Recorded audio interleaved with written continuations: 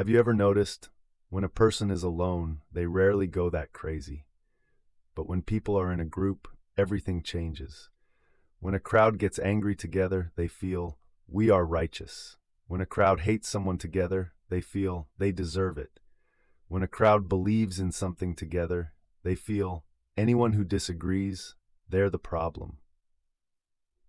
3,000 years ago, the Greeks gathered 1,000 warships for a single woman, crossed the sea, and fought a war that lasted 10 years.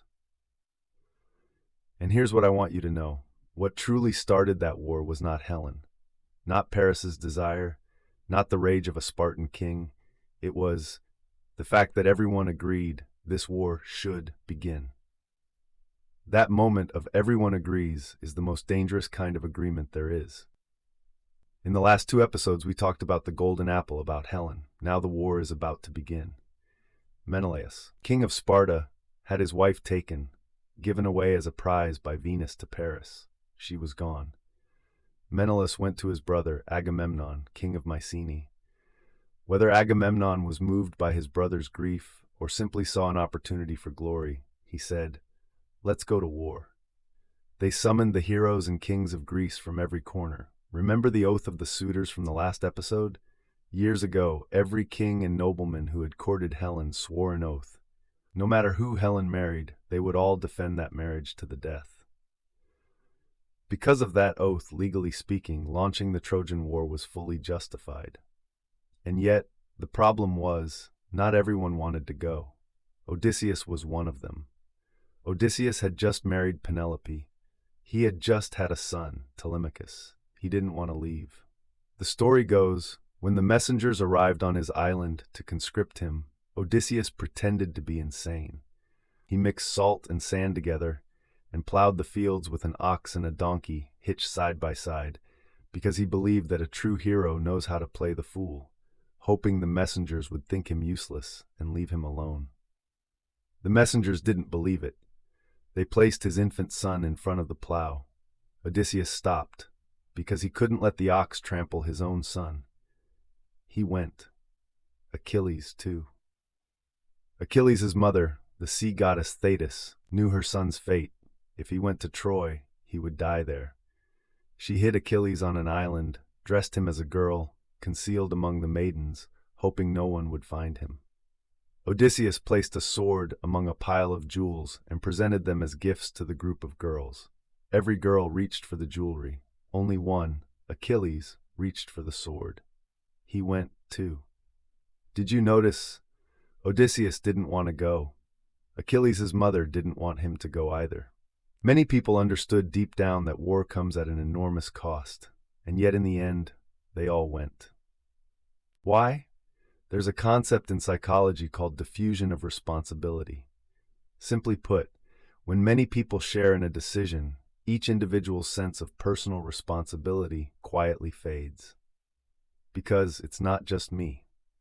In 1964, there was a real incident in New York. A woman, Kitty Genovese, was attacked outside her apartment building. She screamed for a long time. Afterward, investigators found that nearly 40 neighbors had heard her cries.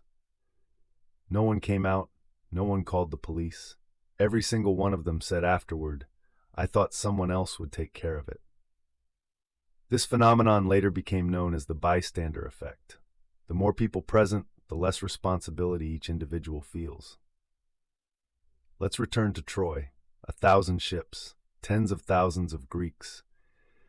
Inside that crowd, each person could tell themselves, "I'm just one of many. This wasn't my decision alone. Everyone's going, so I'll go too." That oath, that collective agreement, gave everyone something, a reason not to be personally responsible. Odysseus faked madness because he knew, if he alone said, "I won't go," that would be his choice, and his alone. He would have to carry the full weight of that. But when everyone else was saying go and he said no, that weight became impossible. But why did the war go on, from 1 year to 5 to 10? Another concept in psychology, the sunk cost fallacy. It means you've already invested so much that you can't bring yourself to stop. Not because continuing makes sense, but because stopping feels like admitting that everything before it, was a waste. By the 5th year of the Trojan War, the 7th, the 9th, how many Greeks had died? How much had been lost? Was there anyone in those years who quietly wondered, should we still be fighting this?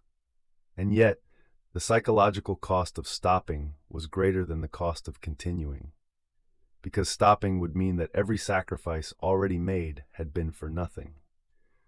The sunk cost fallacy plays out in war this way. It plays out in your life the same way. A relationship you knew was wrong long ago, but you've been together for 5 years, so you stay. A job you've known has no future, but you've been there for 8 years, so you stay. A decision you knew was a mistake, but you've already told everyone, and changing course would be embarrassing, so you stay. Not because it's worth continuing, but because stopping costs too much. That feeling has not changed in 3,000 years. Have you ever watched an online pile-on, a public call-out, a mob? Maybe the person actually did something wrong, or maybe they were just taken out of context. But did you notice, once the attack begins, the people participating start saying things that grow harsher and harsher?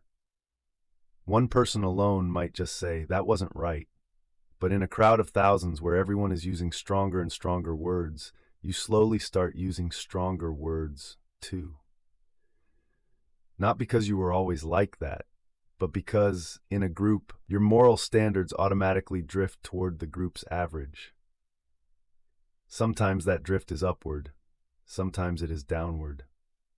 In the Trojan War, the Greeks collectively did things that a single person might never have done. They were not all bad people, because once you join a group, your judgment is no longer entirely your own. So the Trojan War is not just a story about heroes. It contains, within it, the story of how a group of people with independent judgment came together to make a decision only a group could make. The truly frightening thing is not one madman. It is a group of ordinary people who begin together to rationalize something extraordinary. And every single one of them thinks, it's not just me. Not because of one villain. Not because of one beautiful woman. In that moment, 1,000 ships of people decided together that this was the right thing to do. That is how the Trojan War began. And finally, I want to ask you, have you ever done something where a small part of you felt it wasn't quite right, but because everyone else was doing it, you did it too? Before you answer, think about this. Did everyone's doing it make it right? Or did it simply let you off the hook of deciding for yourself? Woo Talks World. See you next time.